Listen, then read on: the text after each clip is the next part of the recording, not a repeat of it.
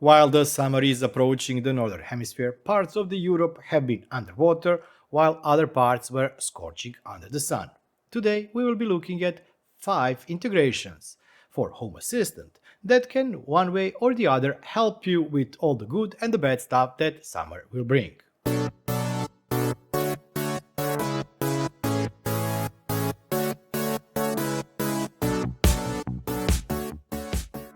In previous years, I've already covered a lot of stuff that you can do around your house or your apartment during the summer or when the heat is high. For example, I already covered in couple of videos high grow boards from LilyGo that are used to track the soil moisture and that can tell you when your plants need watering. Then I also did a video on the DIY Zigbee watering station that can be used to water your plants automatically when the water or soil moisture drops down. Also last year I did a video on the Zigbee water valve that you can use to water your lawn, flowers or whatever you have. But today we will not be looking at them. We will also not be looking at automations that can help you save summer. This time we will be looking at 5 integrations that are related to summer. Some are funny, some are useful, some can be used for your safety and others can be used as a starting point for your automations. So let's get started. Most of the components that we'll be installing today require HACS. And on this Zima board system that I'm running my test setup here, I don't have it installed. So first things first, let's go and install HACS. Settings, add-ons, add-on store, SSH, install, because we will be needing SSH to install HACS. On the HACS website, under download section, we are using OS supervised, we need to copy this command here. And before we start it, we have to go to configuration and we have to enter here password. Like this. Click save. No, actually, you need to insert the password you will be using. Don't use password as a word because it's a terrible password. After you have typed the password, click on start. It will take a couple of seconds for this add-on to finish starting up, and after it has finished, click on Open Web UI. Type in the command or copy it and paste it here. Press enter, and this should be it. The next step, of course, should be to restart Home Assistant. In the next step, we have to go to Settings, Integrations, click on Add Integration, type in HACS, click on it. I know how to access Home Assistant logs. I know that there are no add-ons in HACS. I know that everything inside HACS is custom and untested by Home Assistant devs, and I know that if I get issue with Home Assistant, I should disable all my custom components. Click on Submit. We now have to go to GitHub and we need to paste this code. I will copy it and click on the link here. Paste the code and click on Continue. For the next step, you need to have your GitHub account. I do have GitHub account. I will not show you how you can create it because you can create it free of charge. And you need to, after you have created account, authorize HACS. Click on Authorize. And we are done. Back in Home Assistant, you can add to an area. I don't have area for it. Click on Finish. And now, finally, it's time for us to look at summer or summer-related integrations or components inside HACS. Go to HACS, go to Integrations, click on plus Explore and Download Repositories, and for start, let's search for car. Why car? Because one of the things that I most often do is wash my car in the summer. I hate when I cannot see outside, and I hate when I get bird poop or whatever on my car. Click on Car Wash. Click on Download, Download. And while this integration is downloaded, we have to thank the author of this component. Thank you. So what does this component do? This component checks against the weather. For example, today, if tomorrow is expected rain or showers or something similar, it will say don't wash your car. If it sees that in next 2 days, which is a default value, you have sunny days, then you are good to go. Also, in the spring, when the snow starts to melt, it can track that too. So for example, if it detects that it's possible for snow to melt, it can tell you not to wash your car. This is a very useful component if you live in an area where you have to wash your car frequently. So wash it after the rain, not before it. Since this is HACS integration, we still need to restart our Home Assistant. By the way, there is a trick where you don't need to restart it, but I still do recommend that you restart it each time you install or update any integrations inside HACS. And how do you use this? Let's click on Car Wash and read the documentation. If you scroll down, click on Documentation, it will open the GitHub repository where you can find all the documentation that you need to use this component. In the configuration YAML file, we have to create binary sensor, platform will be Car Wash, and then we need the weather component. Weather component needs to have daily weather data, because if it doesn't have daily weather data, unfortunately you will not be able to see forecast for tomorrow, day after tomorrow, etc. There are a lot of integrations for the weather that you can use, but select the ones that do have weather information for next couple of days. Let's copy this here. Let's go to Visual Studio Code. In your configuration file, if you do not have binary files already in a separate file, paste the code. These two here are the default or mandatory fields. One is the platform, Car Wash, and the other one is weather. And this should be that weather integration or weather component you're using in your Home Assistant. I still have to tweak this one to the one I have. Name, unique ID, and days are not mandatory fields. With name, you can of course give it a nice looking name. If you set unique ID, then you can work and play and change this component inside Home Assistant UI. And the third parameter is days. Default value here is 2, but as I said, I will be using 3. This counts how many days in the future it will look for the bad weather and notify me not to wash my car. When everything has been set, of course, you need once again to restart your Home Assistant. After you have restarted your system, we can add this as an entity, car, save, and now in Home Assistant we have entity showing us if it's safe to wash our car or not. Currently it is set to off, because if we look at the weather, we can see that there is expected rain or showers in next couple of days, actually tomorrow. How to use this in automation? For that, let's go to Settings, Automations, Create Automation, Create New Automation, Trigger, State, Entity will be Car Wash, changes from off to on. We can add action, for example, call service, send a notification, message, clear, accept your car, go wash it, and click save, car wash notification. And now when the component sees that the weather will be okay in next whatever days you have specified, 2 is default, if you do not specify anything, it will send you notification that you are good to go to wash your car. Now that our car is washed, let's look at what else can you use in Home Assistant to smarten up your summer, but not just summer. One of the components that I really love, and I also did a video previous on it, is a Meteoalarm integration. Meteoalarm integration is pulling data from European Meteoalarm Center for all European countries. If you are not living in the EU, you can use some other source for that data. For example, if we click on here, 3 dots, edit dashboard, edit, the Meteoalarm card that we'll be installing in a bit can pull data from Meteoalarm, Meteofrance, and other meteorological integrations. But first, let's start with the installation of the Meteoalarm integration itself. Meteoalarm or EU MetNet is a binary sensor, and it requires country and province, and they must be typed exactly as they are on the feed. So let's first get them for my location here. When we click on the Meteoalarm, it will open the list of all the feeds for the Europe. All the countries are here, including, for some reason, UK too. I need to go to Croatia, and I need to find my region here. I'm not in Osijek, not in Gospić, not in Knin, but I am in Zagreb region. I will copy that.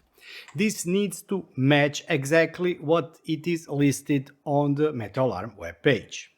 You can see that Croatia Zagreb region is covering this area here. For me, you have to find the region for yourself. In Home Assistant, in the binary sensor section, let's add platform, Meteoalarm, and two mandatory fields. Country. It needs to be in English format, lowercase, for me Croatia. Then province.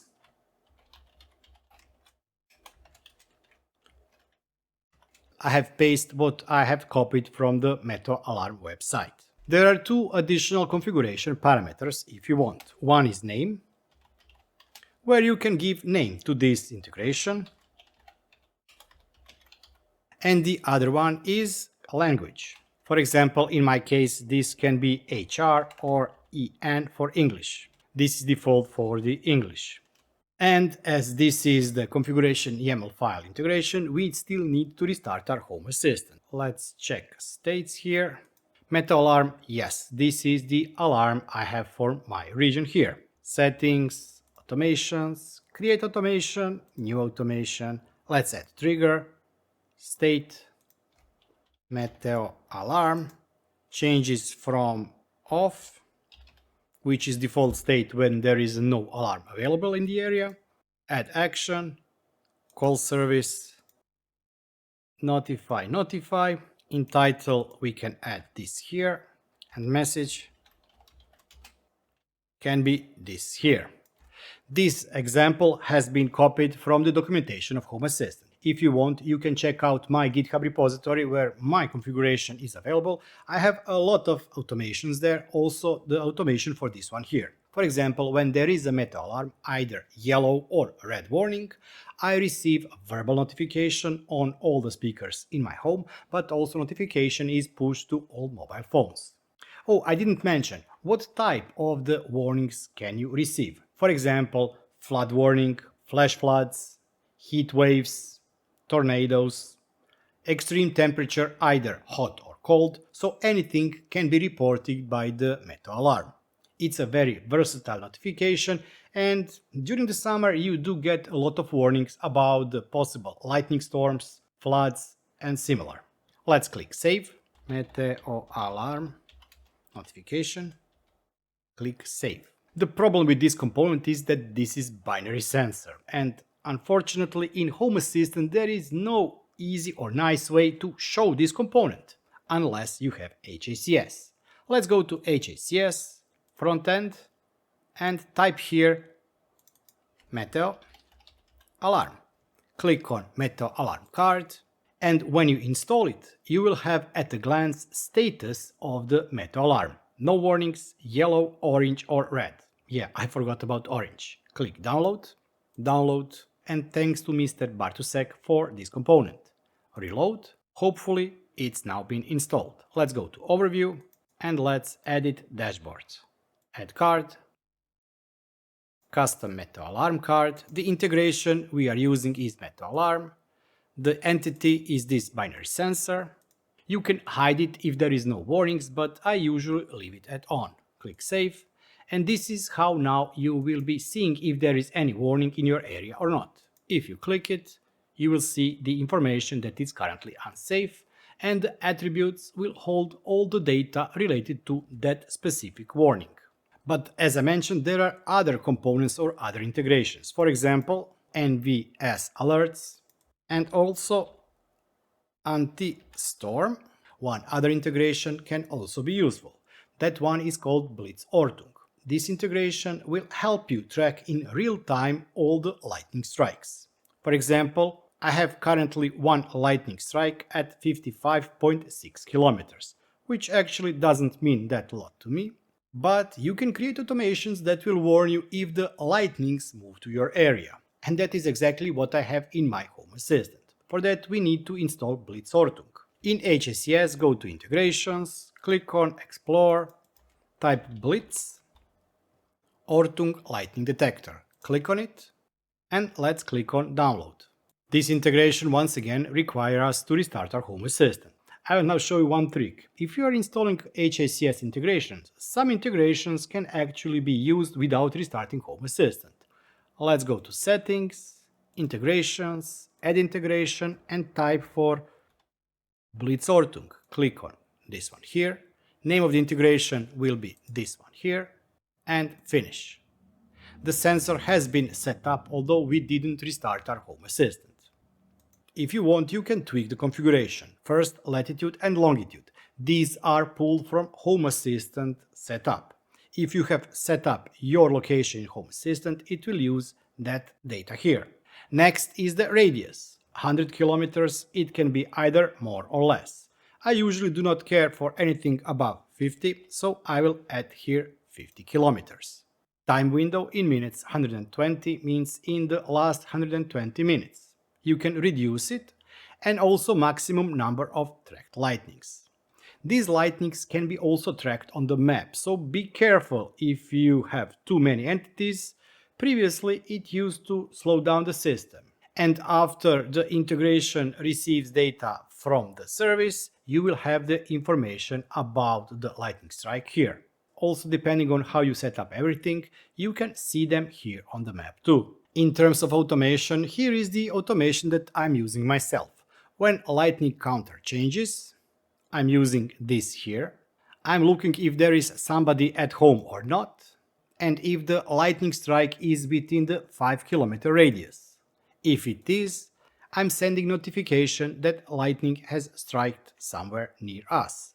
Of course, you can play with the notification and use when nobody's at home, then push notification to the mobile phones, but it all depends on your setup. Next requires either for you to have OpenUV integration enabled in your system, or to have any weather integration such as AccuWeather that provides also UV data. We are interested in this data too, but we want to visualize it. We are talking about visualization of some related data in our Home Assistant, and of course automating it. If you do not have OpenUV, it's pretty straightforward to get a free account. In Home Assistant documentation, on the integrations page, go to OpenUV, and you will have here a link to OpenUV website. On the UV website at the bottom you have get free API key or sign in, and here you can get your API key. I already have mine, I will copy it. It is limited to 50 requests per day. Then in your Home Assistant go to Settings, Integrations, click on Add Integration, open UV, paste the key, and check that your latitude, longitude and elevations are correct. Click on Submit. Don't worry, all geolocation data here is fake. I don't actually live there. We now have 11 entities, in my case here. We are looking for this here, current UV index. If you have AccuWeather, AccuWeather should also have this UV index. It can be current, which is this one here, or 0, which is maximum for today, 1 for tomorrow, 2 for day after tomorrow, etc. But you are looking for this here, which is the current UV index. I will copy the entity ID of the UV index from OpenUV, go to HACS, Frontend, Explore, and install UV Index Card. Download and reload. We will be installing it with default options, but here you have a list of all the options you have for this card, also action options. Overview, Summer, Edit, Add Card, UV Index, Entity, Current UV Index, and Save. We now have information about the current outside UV index, which is really low because it's also nighttime. If I would change it to maximum UV index for today, it is at high or UV index 6.8936. And last but not least, let's talk about air quality. We have decided not to wash our car. We have received warning that there is a thunderstorm coming. We know that the UV index was really high today, and although there are no lightnings currently in the area, we can expect some very soon. But one additional component can improve your quality of life during the summer, and that is the air quality. I have previously created video on it, but it was a long time ago.